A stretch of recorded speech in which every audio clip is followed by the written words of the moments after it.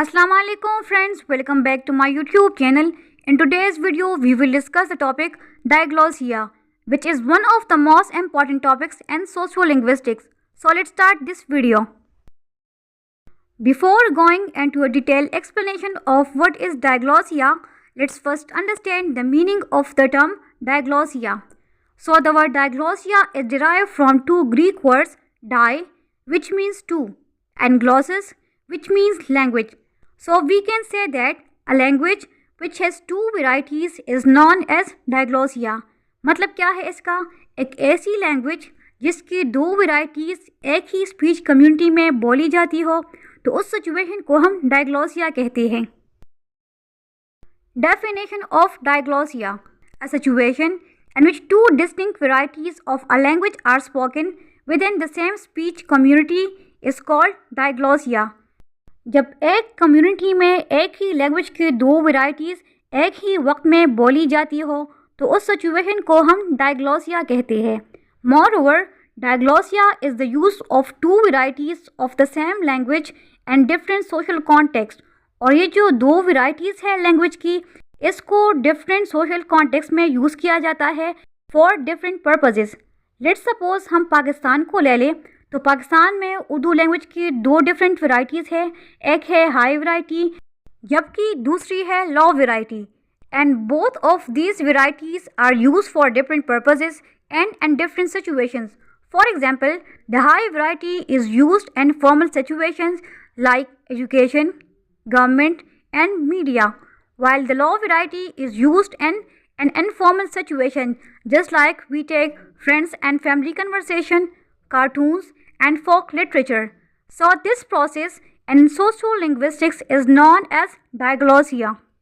The term diglossia was first of all introduced by a sociolinguist, Charles F. Ferguson, in his article Diglossia in 1959. So students, you have to keep this information in mind because this question is frequently asked in competitive exams. As I said earlier, the term diglossia was introduced by a sociolinguist, Charles F. Ferguson, and he defined diglossia as the coexistence of two varieties which includes high variety and low variety of the same language throughout a speech community. तो according to फिगरसन, diglossia एक ऐसा process है जिसमें एक language की to different varieties होती है.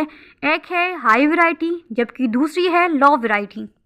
And both of these varieties are use for different purposes, as I mention earlier, and the example of Urdu language which is spoken in Pakistani community. Now you must be thinking why Ferguson introduced the term diglossia in sociolinguistics. You have to keep this in mind that Ferguson introduced the term diglossia in order to describe the situations found in places like Greece, the Arabic-speaking world, German-speaking Switzerland, and the island of Haiti, because in all these societies there are two different varieties of a language are spoken, which is high variety and the other is low variety. And both of these varieties are spoken in different social contexts. Varieties of diglossia. From the very beginning of this video, we are talking about the different varieties of a single language. But why is there a need of different varieties of a language? क्या हम एक variety से सारे functions perform नहीं कर सकते? So let's understand the differences between high variety and low variety. So the first one is high variety. The high variety is considered the prestigious variety, and that's why it is also known as the standard language. High variety is used in formal situations such as education, government, media, religious sermons, literature, and political speech. Moreover, the high variety is taught in schools so that students can learn the writing system, grammatical rules, and the phonological system. Dictionaries are also written in the high variety so that new learners can take help from it. The second variety is low variety, and it is exactly the opposite of high variety. Low variety is the local version of the language and is used for everyday affairs. या हम यूँ भी कह सकते हैं law variety is use in informal situations and casual conversations.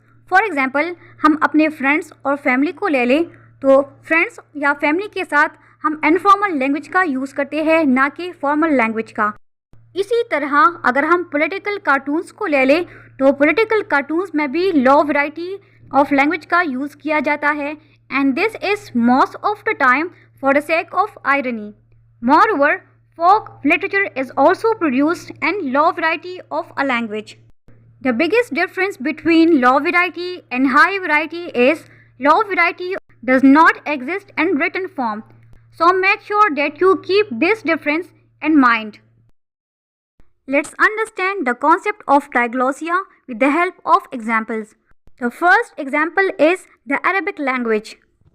So there are two varieties of the Arabic language. The first one is high variety, which is the classical Arabic, and it is used in formal lectures, serious political events, religious sermons, and it is also said that the Holy Quran is also written in the classical Arabic, while the low variety is colloquial Arabic, which is mostly used for regular conversations with friends and family. This situation of diglossia is found in Arabic-speaking countries like Egypt, Morocco, Lebanon, and many more. The second example of diglossia is Greece. In Greece, there are two varieties of the Greek language. The high variety is Keterbousa and the low variety is Demotic. Similarly, in the island of Haiti, there are also two varieties of the Haitian language, in which the high variety is the standard French, while the low variety is Haitian Creole.